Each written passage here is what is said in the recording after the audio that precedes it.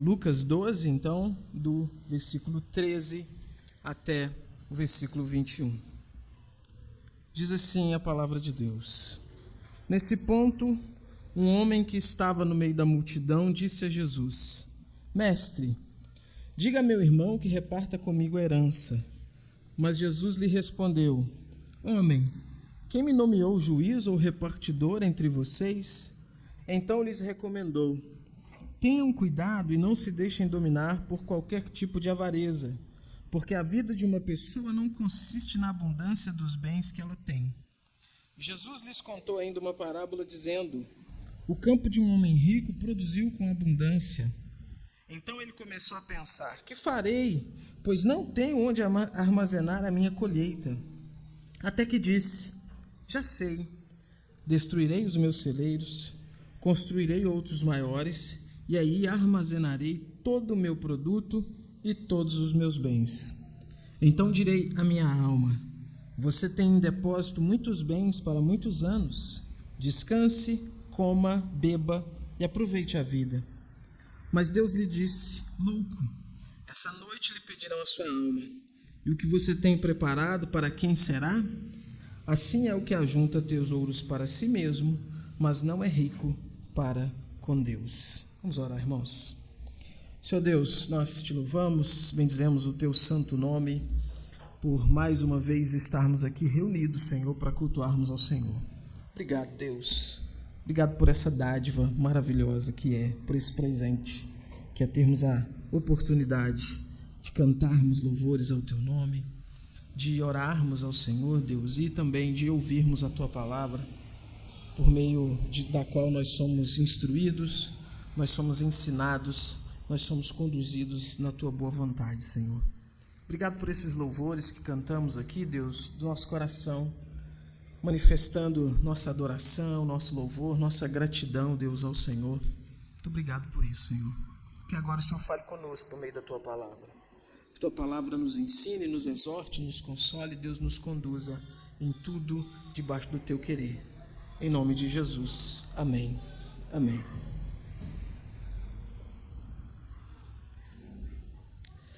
Irmãos, eu trabalhei durante um tempo numa rede de concessionárias lá na minha cidade. Essa semana eu estava me lembrando que completaram 10 anos que o nosso antigo chefe faleceu. É uma pessoa muito querida por nós. E nós temos um grupo no WhatsApp de ex-funcionários da concessionária. E a gente estava conversando no grupo, lembrando esse fato, né? 10 anos já da morte dele. E o comentário de todo mundo foi o mesmo, né? Ou no mesmo teor, né? Tipo assim, nossa, já faz todo esse tempo, nossa, já se passaram 10 anos, parece que foi outro dia, né? Uma das meninas falou: Eu lembro que eu fui lá no velório e tal, aquela coisa toda, parece que foi outro dia. E depois a gente, tinha muito tempo que não se falava, continuamos conversando sobre como estava a vida, né? Muitos já com filhos, esse tempo todo, né? Nesses 10 anos, muitos agora com filhos, quase ninguém tinha filhos ou era casado na época, agora todo mundo com família. E a gente começou a trocar, né?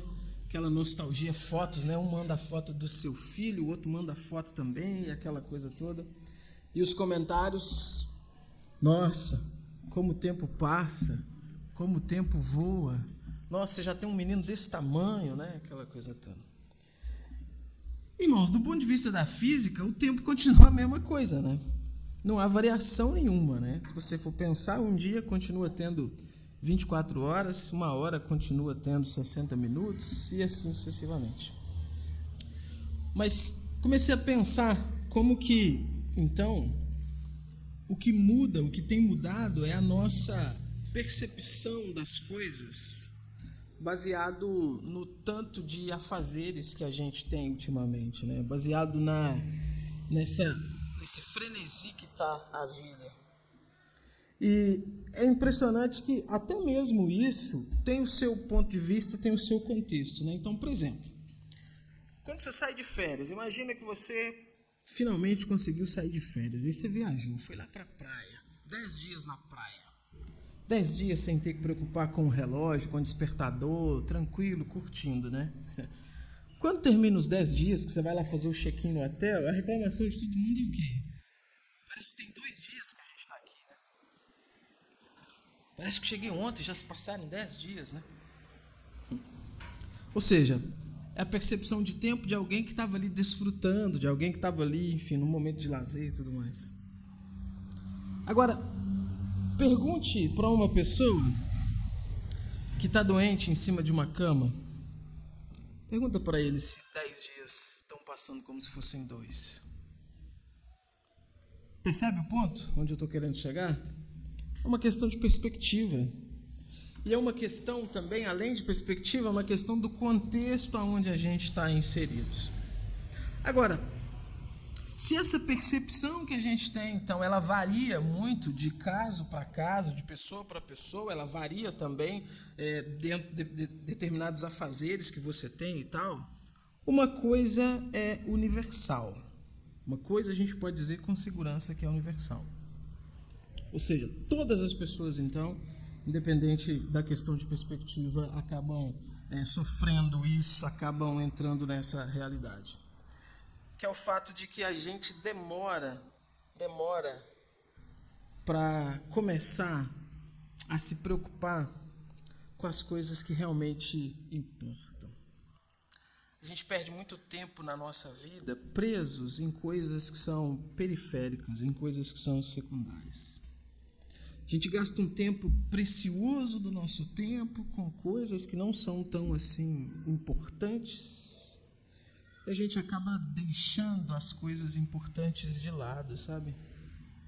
Eu não sei se você já parou para pensar nisso, você já refletiu sobre isso, mas o tempo não é uma coisa que tem como repor, né? Eu tiro água desse copo aqui, eu consigo repor, consigo colocar mais. Agora o tempo perdido não volta, né? A gente precisa parar para refletir um pouco mais sobre isso, irmãos, porque eu tenho a impressão de que, de uma forma geral, a gente tem problema para administrar o nosso tempo, e é por termos problema para administrar o nosso tempo que a gente acaba reclamando constantemente, então, que o tempo está passando rápido demais. E é um pouco disso que eu quero falar hoje, um pouco, né? Não tem como abranger tudo numa mensagem só de 1 hora, mas a gente vai analisar algumas coisas, baseado no texto que a gente leu. Esse texto tem alguma coisa a ver com isso? Tem, porque Jesus fala aqui de algo que é um mal silencioso que entra no nosso coração e às vezes habita o nosso coração e a gente não consegue perceber. Olha o que diz novamente o versículo 13, o primeiro versículo que a gente leu. Vamos entender isso, então, dentro desse contexto aqui. Nesse ponto, um homem que estava no meio da multidão disse a Jesus: Mestre, diga a meu irmão que reparta comigo a herança. O que está acontecendo aqui? Jesus está ensinando, Jesus está pregando, como eu falei já, nós estamos aqui já nos momentos finais do ministério de Jesus, são os últimos dias, né? Provavelmente aí as últimas semanas. Jesus já está na região da Judéia ali pregando, as multidões ali o ouvindo, né? O Luiz pontuou bem isso na semana passada, essa ideia de multidões que estavam ali em torno de Jesus. E aí Jesus ensinando, nesse ponto, então, nesse momento do ensinamento de Jesus ensinando então sobre confessá-lo, sobre negá-lo, aquela coisa toda, um homem se levanta do meio da multidão e diz assim: Mestre, diga para o meu irmão repartir comigo a herança. A gente precisa entender isso daqui dentro do contexto da nação de Israel. A nação de Israel, irmãos, ela vivia no que a gente chama de teocracia. Nós aqui no Brasil, nós vivemos numa democracia, pelo menos em tese, né? Está escrito isso lá, que a gente vive numa democracia. E numa democracia, Estado e religião são coisas separadas, são coisas distintas. Numa teocracia, as leis religiosas regem todo o Estado. Você não tem como, sei lá, se você mora ali, você não tem como dizer, não, eu não quero seguir essas leis. Não, essas são as leis do país. Israel era assim. Todas as leis jurídicas, trabalhistas, enfim, criminais, toda essa parte estava dentro das leis religiosas. Por quê? Porque foi Deus que estabeleceu, foi Deus que determinou como as coisas deveriam acontecer. E a lei de Moisés, então, que é a revelação de Deus para o seu povo, de como o povo deveria se conduzir, de como o povo deveria viver, ela determinava como deveria ser feito várias coisas, inclusive a partilha de herança. Veja Deuteronômio 21, versículo 15. O texto diz assim, olha, Moisés, então, aqui repetindo a lei, entrando em detalhes aqui para a segunda geração ali do Êxodo, ele diz assim: pode acontecer que um homem tenha duas mulheres e ele goste mais de uma do que de outra. Cada uma delas lhe dá um filho, mas o que nasce primeiro é o filho da mulher de quem ele gosta menos. Quando esse homem distribuir os seus bens entre os filhos, não poderá mostrar preferência pelo filho da mulher mais querida, dando-lhe os direitos de primeiro filho. O pai deverá dar os direitos de primeiro filho ao filho da mulher de quem gosta menos, pois é o primeiro e os seus direitos devem ser respeitados. Ele receberá 2 vezes mais do que os outros. Isso aqui está determinado na lei, que o primogênito, ou seja, o filho mais velho, no momento de partilhar a herança, no momento de dividir a herança, ele deveria receber o dobro do que os outros receberiam. Não era igual hoje no nosso país, que vai ter uma partilha de herança, divide tudo igual. Não, o filho mais velho aqui, ele tinha vantagem em relação aos outros por causa da forma como aquela cultura entendia a importância do filho mais velho, a importância do primogênito. Então perceba, finalzinho do versículo, ele receberá 2 vezes mais que os outros. A gente não sabe especificamente o que está acontecendo com esse homem que vai até Jesus, pedindo para Jesus intervir na situação dele. Mas é provável a gente imaginar, é mais provável a gente imaginar que ele seja o irmão mais novo, que, de alguma forma, na partilha da herança, a parte que deveria ir para ele não foi, ele não recebeu nada. Ele ficou ali a ver navios. E vocês vão lembrar que eu falei que as leis religiosas e leis gerais, elas eram as mesmas. Então, não era incomum que as pessoas fossem até os rabinos, fossem até os mestres religiosos para reivindicar, para pedir ajuda, para pedir, então, intervenção nessas questões legais. É o que o homem está fazendo.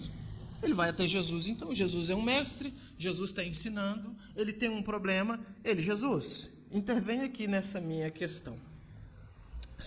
Mas olha o versículo 14. Mas Jesus lhe respondeu: homem, quem me nomeou juiz ou repartidor entre vocês? O homem não está fazendo nada errado. Jesus não está dizendo assim, olha, essa reivindicação dele não é justa. Jesus não o condena por ter perguntado ele aquela questão. Jesus simplesmente diz para ele o seguinte: quem me nomeou juiz ou repartidor entre vocês? Por que Jesus está fazendo isso, né? A gente já começa a aprender algumas coisas aqui com Jesus. Irmãos, Jesus tinha uma missão muito específica.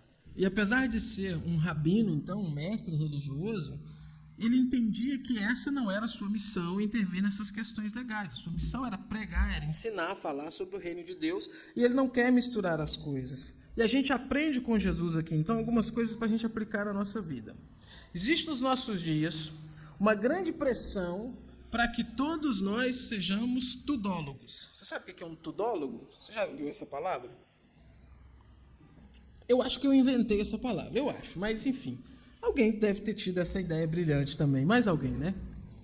Tudólogo, irmãos, ou tudóloga, né? É a pessoa que se vê na obrigação de emitir a sua opinião sobre tudo. É aquela pessoa que fala sobre tudo, ele sabe de tudo. Ele é versado em política, economia, teologia, esporte, medicina, botânica, moda, trânsito. Impressionante. E veja, o problema não é você, de alguma forma, ter ou não conhecimento de várias coisas, e até é importante que se tenha.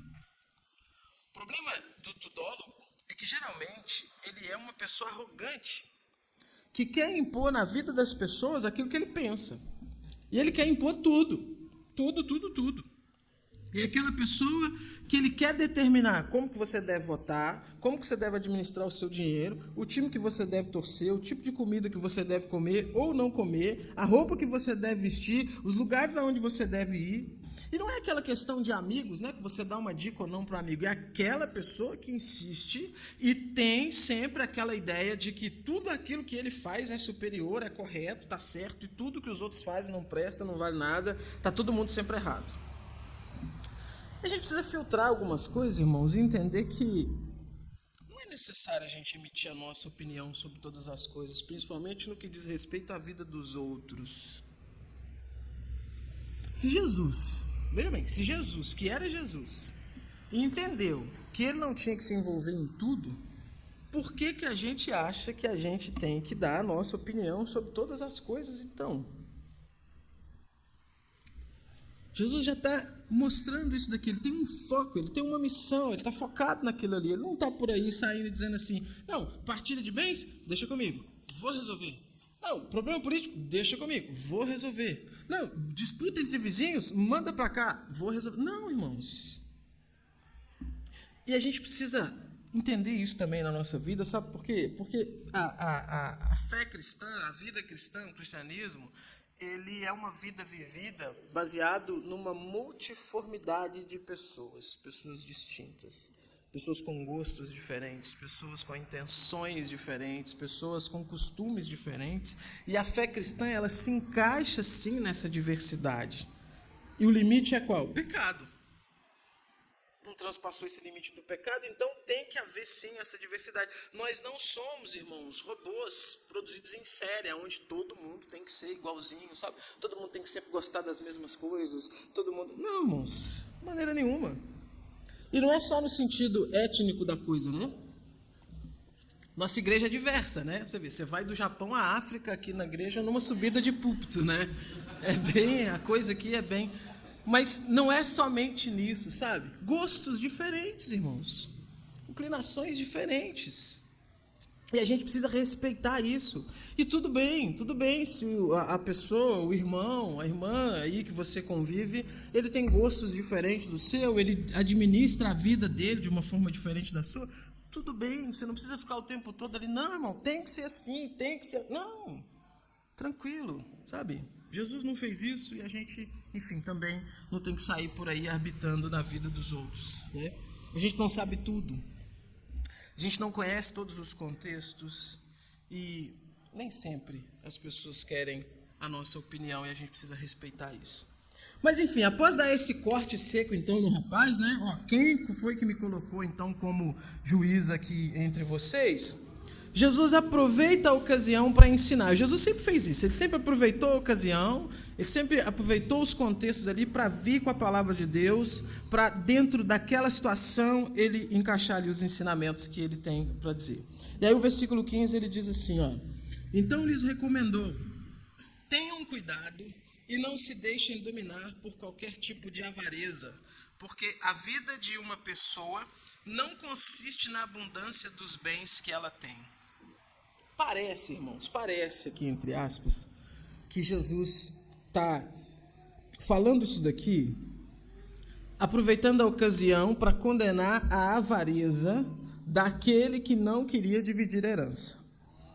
Por que a gente diz parece e a gente tem que se contentar com o parece? Porque o texto não é claro sobre isso. Mas Jesus fala sobre isso nesse momento. Então, ou seja, alguma coisa induziu Jesus a ensinar sobre a avareza aqui. E se a gente pensar então nessa questão de que alguém está reclamando que o outro não repartiu a herança como devia, a gente tem uma questão de avareza aqui. E aí, veja bem, irmãos, a palavra avareza, que está aqui, ela é a tradução de uma palavrinha grega, pleonexia, que significa literalmente um desejo ávido, descontrolado de querer mais, mais e mais. E isso precisa ficar claro na nossa mente, porque eu vou falar de avareza então daqui até o final, sempre tendo isso em mente. Esse desejo de ter mais, mais, mais, mais. Esse desejo descontrolado de querer ter mais. O ponto aqui não é a pessoa que quer ter alguma coisa, mas sim a ideia de nunca estar satisfeito, de nunca estar saciado, de nunca entender que, então, aquilo que ele tem é suficiente. É o completo oposto do que a Bíblia chama de contentamento. A Bíblia ensina muito sobre contentamento. Veja o que Paulo diz, 1 Timóteo, capítulo 6, versículo 8, vai estar aí. Diz assim, olha, de fato, grande fonte de lucro é a piedade com o contentamento, porque nada trouxemos para o mundo, nem coisa alguma podemos levar dele. Tendo sustento e com o que nos vestir, estejamos contentes. Olha que interessante, irmãos. Contente aqui não é de estar feliz simplesmente, né? Não é apenas tipo assim, estou muito contente, estou muito feliz, não é só isso. Mas é a noção que a pessoa tem que ter no seu coração, então, de que aquilo que ele tem é suficiente. É ele estar, então, plenamente satisfeito. É ele olhar, então, aquelas coisas que ele tem e ele entender assim, graças a Deus, estou satisfeito, isso daqui é suficiente. Agora, veja os padrões que a Bíblia estabelece para que você, então, no seu coração, você esteja, então, satisfeito. Ter o que comer, ter o que vestir.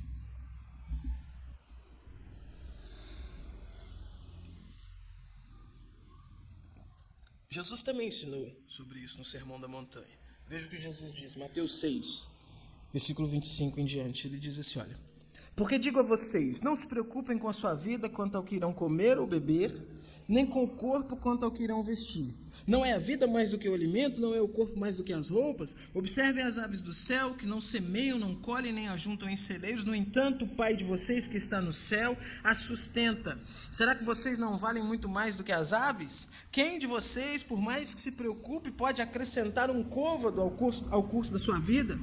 E porque se preocupam com o que vão vestir, observem como crescem os lírios do campo. Eles não trabalham nem fiam. Eu, porém, afirmo a vocês que nem Salomão, em toda a sua glória, se vestiu como qualquer deles. Ora, se Deus veste assim a erva do campo, que hoje existe, amanhã lançada no forno, não fará muito mais por vocês, homens de pequena fé? Portanto, não se preocupem dizendo, que comeremos, que beberemos, ou com que nos vestiremos. Porque os gentios é que se preocupam com todas essas coisas. O Pai de vocês que está no céu sabe que vocês precisam de todas elas.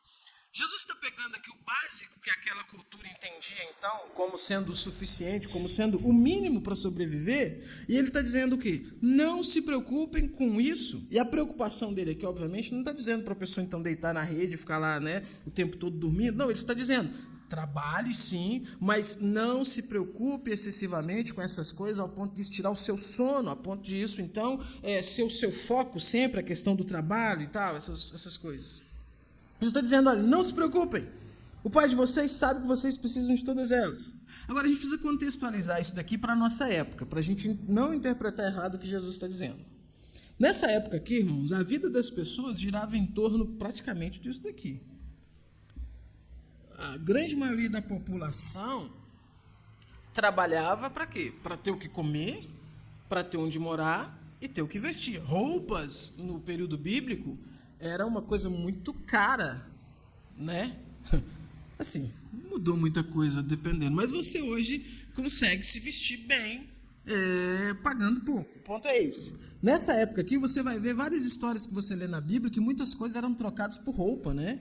Muitas coisas eram trocadas porque era uma coisa extremamente cara. Então, o básico aqui, que as pessoas trabalhavam para ter o quê? O que vestir, o que comer, onde morar. Para nós hoje, irmão, século 21, a coisa mudou, né? A coisa mudou um pouco. Além do que comer e o que vestir, a gente precisa... O que é básico? Educação, saúde, né? Internet hoje é básico, principalmente para questões de trabalho, estudo e tudo mais. Carro já entrou aí na lista do básico, né? Principalmente numa cidade igual essa aqui. Então, veja, o que a Bíblia está dizendo é que nós temos que estar satisfeitos com aquilo que é básico para a nossa sobrevivência. Se você tem aquilo que é o básico para você sobreviver, para você viver, se você tem, então, condições de dar educação, saúde para a sua família, cuidar da sua família, a Bíblia está dizendo, então, fique contente com isso. Agora veja, voltando lá na história de Jesus. Jesus disse que a avareza é um problema. Ele está condenando a avareza. Se a avareza é o desejo, então, descontrolado de sempre ter mais, e mais, Jesus está mostrando, então, o quê? O problema é não estar plenamente satisfeito, contente com aquilo que te é suficiente. A gente precisa, sim, irmãos, trabalhar, lutar com as nossas forças para a gente viver, para a gente sobreviver, para a gente dar uma vida boa para a nossa família, uma vida confortável, mas sempre entendendo que esse boa e confortável, nos padrões bíblicos, ele tem sempre que estar limitado ao básico, aquilo que te gera contentamento. Por quê, irmãos? Por quê? E quando digo limitado, eu estou falando da sua vida não ser voltada simplesmente para conquistar mais e mais coisas. Porque, veja, a gente começa a entrar numa espiral, sem perceber, a gente começa a entrar numa espiral de consumismo influenciado pelo mundo que a gente vive. Um mundo que é distante de Deus. Um mundo que não segue os padrões bíblicos. Um mundo que sempre vai ter aí os seus objetivos que, na maioria das vezes, são contrários à palavra de Deus. E a nossa sociedade hoje é uma sociedade formada para te julgar, não por aquilo que você é, mas sim por aquilo que você tem. Não importa quem você é, importa o que você tem. A sociedade ela é formada de uma certa forma para olhar para sua casa, por exemplo, não para ver quem está dentro dela, mas para ver o que tem dentro dela. Então, se você dirige um carro importado, você tem um iPhone, o último aí, se os seus filhos estudam na melhor escola da cidade, você tem uma casa própria, 500 metros quadrados construídos, com piscina, área de lazer e outras coisas mais. Se o seu salário mensal supera aí os 5 ou 6 dígitos, a sociedade diz então que você venceu na vida. Esse é o padrão. E o que acaba acontecendo, irmãos, é que a gente começa a olhar para isso, olhar para esse padrão que a sociedade impõe, e a gente começa a se sentir atraído por isso. E a gente acaba caindo na armadilha de pensar que esse tem que ser o padrão que todos nós devemos buscar e alcançar. E há inclusive, aqueles servos do diabo disfarçados de pastores que ensinam que se você não tem tudo isso aqui que eu falei, você tem um problema. Deus está de mal com você. E eles começam a fazer então campanhas e mais campanhas prometendo o quê? Prosperidade, riqueza. Por quê? Porque esse é o padrão. Bênção de Deus significa prosperidade e riqueza. Parece um pouco diferente do que a gente acabou de ler Jesus ensinando aqui, Mas sabe, irmãos, isso não é o padrão que Deus estabeleceu para você. O objetivo da sua vida não é ter todas essas coisas. E Jesus está ensinando, a Bíblia está ensinando, que o seu contentamento, ele deve estar se você tem o básico. Se você tem aquilo que é suficiente para a sua existência. Então, pastor, significa então que eu tenho que trabalhar somente até ter o básico? Não, meu irmão, de maneira nenhuma. Na Bíblia nós temos pessoas ricas, nós temos pessoas de muitas posses e tudo mais. A questão está no foco da sua vida, no seu objetivo de vida. Essa é a questão. A questão não é se o seu trabalho te proporciona, sim, ter mais coisas, além do básico. A questão não é se a sua condição financeira, seja ela herdada, trabalhada, enfim, do que for, te possibilite ter mais. A questão é aonde está o foco do seu coração, aonde o seu coração está depositado e qual que é o objetivo que você traçou para a sua vida e que você está lutando para alcançá-lo. Por quê? Porque veja o que Jesus diz no versículo 15, finalzinho do versículo 15. Eu vou ler o versículo todo para a gente focar no 15. Então lhes recomendou, tenham cuidado e não se deixem dominar por qualquer tipo de avareza. Agora olha o que ele diz, porque a vida de uma pessoa não consiste na abundância dos bens que ela tem. O contentamento, o risco da avareza, o problema da avareza é a pessoa não perceber que a vida, nossa vida, ela não consiste naquilo que você tem. O objetivo da sua vida, meu irmão, minha irmã, não é acumular coisas. O objetivo da sua vida, de acordo com a palavra de Deus, é amar a Deus de todo o seu coração, amar o seu próximo como a si mesmo. Mas existe outra armadilha que é colocada no nosso coração, irmãos, para tentar justificar um coração avarento. É aquela ideia assim, não, eu preciso conquistar muitas coisas para deixar para os meus filhos. Eu preciso conquistar muitas coisas para ter uma vida boa aqui com a minha família, para não passar aperto. Preciso conquistar muitas coisas. Essa ideia do filho, então, é sempre uma armadilha, um discurso que pega muito a gente, né? Porque quem não faz tudo pelo filho, né? Pelos filhos. Mas, veja bem, pensa nisso aqui que eu vou te dizer. Os nossos filhos, irmãos, enquanto crianças, eles passam muito tempo longe da gente por questões de trabalho, né? Você está trabalhando, você precisa trabalhar para sustentar a casa. E a maior causa de traumas que jovens e adolescentes sofrem e relatam depois não é o fato de não ter tido um iPhone de última geração, ou porque não podia frequentar o clube mais badalado de Juiz de Fora, ou porque não podiam viajar para Disney nas férias. A maioria das reclamações e dos traumas familiares vem porque os pais eram sempre ausentes e nunca tinham tempo. E as crianças, irmãos, enquanto são crianças, elas não se importam se elas estão morando num palácio ou se estão morando numa favela. Elas não se importam se elas têm lá uma piscina olímpica ou se estão se refrescando na mangueira lá no quintal da casa. Elas não se importam se estão brincando com aquele brinquedo tecnológico de última geração ou se estão brincando com uns toquinhos de pedra fingindo que aquilo ali é um boneco. Elas não estão nem aí para isso. Elas se importam com o tempo que o pai e a mãe disponibilizam para eles. O que elas querem, irmãos, é tempo. Tempo. Porque esse contato gera memórias, gera afetividade. Você acha que quando seu filho, nossos filhos, estiverem lá 15, 16 anos, 18 anos, 20 anos, eles vão se lembrar que tinha um brinquedinho que fazia assim, assim, assim? Não, irmãos, o que vai gerar memória afetiva eram as brincadeiras, o tempo junto, o tempo disponibilizado com eles. O que nossos filhos querem muitas vezes, irmãos, é que a gente largue um pouco o celular e dê uma volta. Corra atrás deles pela casa, rola no tapete com eles, imitando, enfim, algum animal estranho, daquele jeito bem legal que o pai e a mãe conseguem fazer. É isso que eles querem, irmãos. Porque, no final, é isso que importa. O que importa no final é quem está, não é o que está. E tem muitos pais errando nisso daqui, irmãos. Muitos. Desenvolveram tanto uma mentalidade mundana que eles trocam o estar perto pelo dar coisas. E acaba virando uma troca. Ah, não vou poder estar. Aí para compensar eu faço o quê? Eu compro um presente.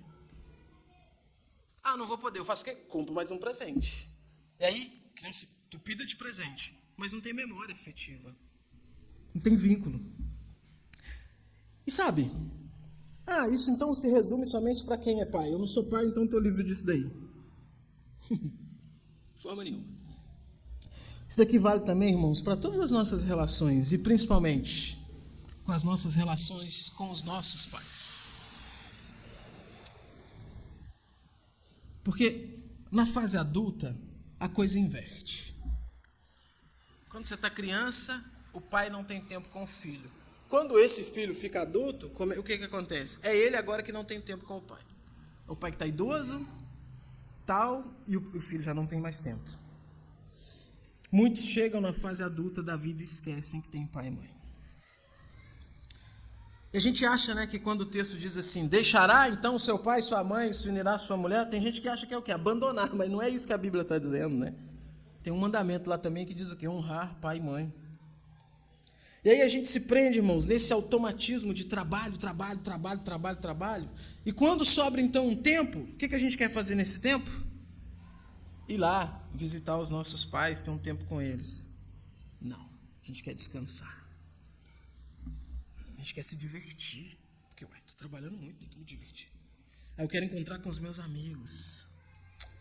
Enquanto isso, irmãos, o tempo, passando, e os pais estão lá envelhecendo, adoecendo. Ah, mas o meu pai entende. Ah, mas a minha mãe entende. Irmãos, esse argumento só é válido enquanto eles estão aqui para entender. Um dia eles serão recolhidos, serão levados. E aí a gente vai ver que quem não entendeu nada foi a gente, quando negligenciou a nossa família, enquanto teve tempo suficiente para estar com eles. E esse é o grande mal da avareza. Lembra de novo do conceito de avareza? Querer mais. Por quê? Porque ela não está restrita somente às coisas financeiras. Você lê assim, avarento, você pensa, então, alguém que gosta muito de dinheiro. Não apenas isso, irmãos. Querer ter mais pode ser aplicado em qualquer coisa. Ah, eu quero ter um ministério frutífero. Nós somos aqui, então, Igreja Batista de Redenção, queremos ter um ministério frutífero. Aí o que a gente vai fazer? Vai se matar, negligenciando o tempo com filhos, com amigos, com pais e mães, para que o ministério seja frutífero. Avareza. Porque a gente precisa confiar que a obra de Deus, e o Senhor faz a obra nos moldes deles. Você confiar em Deus e fazer aquilo que Ele mandou a gente fazer, o resto é com Ele. Por quê, irmãos? Porque para alimentar a nossa avareza, sabe o que a gente faz? A gente sacrifica, então, filhos, pais, famílias, nesse altar que a gente erigiu, que é o altarzinho da falta de tempo. Outro problema relacionado à avareza. É um problema só de rico. É um problema de rico. Esse negócio de avareza, não. O pobre não tem isso, não. Irmãos. O problema da avareza, de querer sempre mais, é um problema do coração. É um mal do coração. Ricos têm coração. Pobres também têm. Portanto, ambos sofrem desse mesmo mal. Necessário uma ação poderosa do Espírito Santo no nosso coração para nos ajudar com isso. Para trazer em nós, então, o quê? Contentamento. Para fazer com que a gente entenda que tem que chegar um determinado momento e a gente dizer, não, tá bom. Sabe? Jesus seguiu no seu ensinamento. Olha o que ele diz a partir do versículo 16. Jesus lhes contou uma parábola ainda dizendo: o campo de um homem rico produziu com abundância. Então ele começou a pensar: que farei, pois não tenho onde armazenar a minha colheita? Até que disse: já sei, destruirei os meus celeiros, construirei outros maiores, e aí armazenarei todo o meu produto e todos os meus bens. Jesus contou isso aqui para exemplificar a ideia da avareza. O que aconteceu? O homem teve uma boa colheita, o campo produziu bastante. A preocupação dele é legítima. Produziu muito. Os meus locais de armazenar são pequenos. O que eu vou fazer? Destruir esses locais menores, construir outros maiores para caber aquilo que eu colhi. Até aí tudo bem. Mas veja a sequência. Versículo 19. Então direi à minha alma: você tem em depósito muitos bens para muitos anos. Descanse, come, beba e aproveite a vida. Aqui ele se entregou. Porque qual que é o problema? Qual que é o problema dessa conclusão que ele chegou aqui, irmãos? O ego estava grande demais. Ele reduziu a vida dele a esses bens materiais que possuía. É um homem avarento. Em momento algum tem espaço para Deus na fala dele. Reparou nisso?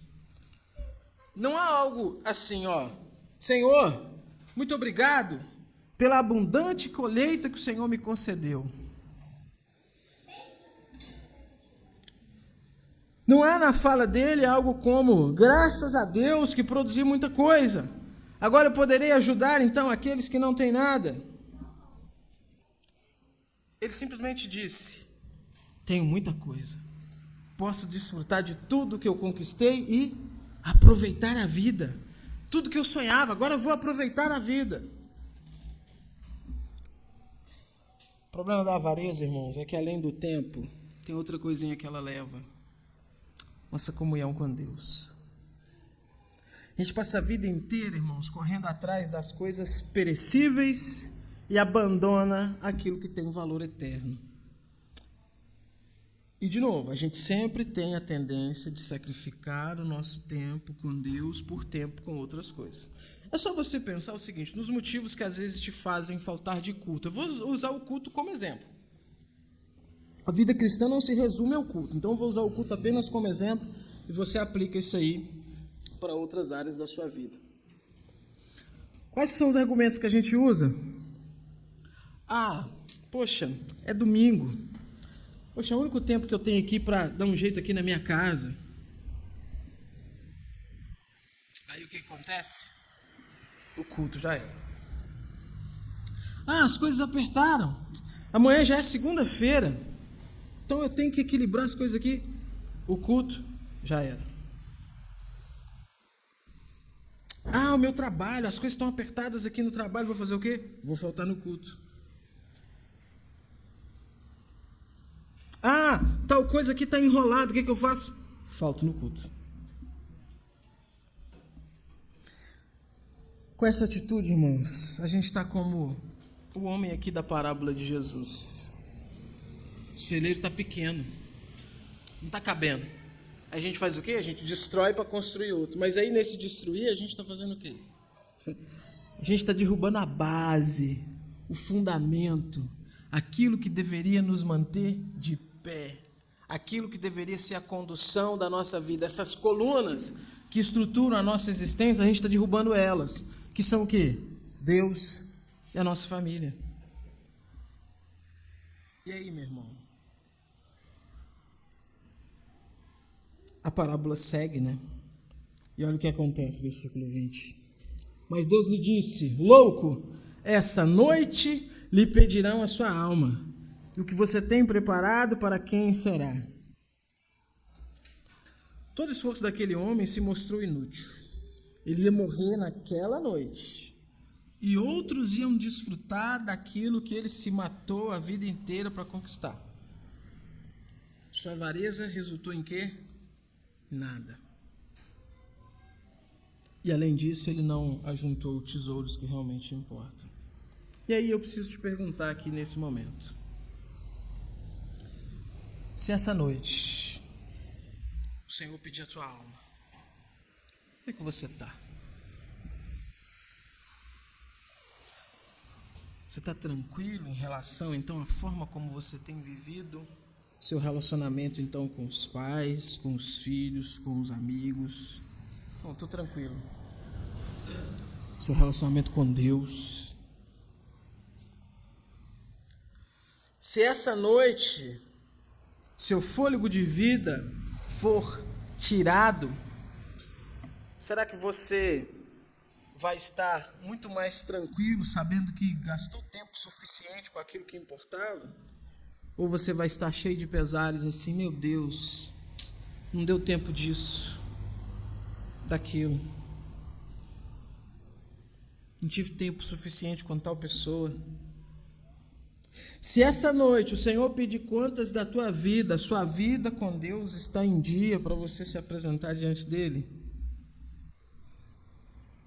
A gente precisa pensar nisso, irmãos. A gente precisa pensar nisso. Eu vou terminar. E vou fazer apenas 2 aplicações aqui para reforçar aquelas que eu já fiz. Se pergunte se realmente seu tempo não está sendo gasto de forma inútil, apenas correndo atrás daquilo que não tem valor. Se for o caso, se arrependa disso. Peça ajuda ao Senhor. Mude de postura. Olhe para as pessoas que estão à sua volta, pense nos seus filhos, no seu cônjuge, seus pais, seus amigos. Não espere ser tarde demais para perceber que você deveria ter dado mais atenção, ter estado mais perto, ter tido mais tempo junto. Qualquer coisa que você conquistar, qualquer coisa, não vai satisfazer a falta que essas pessoas vão fazer para você no dia que elas se forem. Se for realidade, que a sua falta de tempo foi porque você estava realmente correndo atrás daquilo que valia a pena, beleza. Mas se não for, se a conclusão que você chegar é que você gastou a maioria do seu tempo igual um cão correndo atrás do próprio rabo, lidar com a culpa vai ser muito difícil. E a coisa que mais mata, irmãos, é culpa. Não é acidente, não é, é culpa. Porque ela vai roendo ali por dentro. Pense nisso. E sabe, não é para você desesperar. Se você pensar nisso, fizer essa análise e perceber que você está em falha, ainda dá tempo. É só você mudar. Ah, mas é fácil mudar? Nunca falei que é. Ore. Confesse a Deus, fale: Senhor, me ajuda. Me ajuda. Deus, com certeza, Ele tem muito desejo de te ajudar nisso. E tenha tempo com Deus. Viva para Ele. Foque seus objetivos naquilo que Deus deseja e naquilo que Deus tem para você. Vamos orar?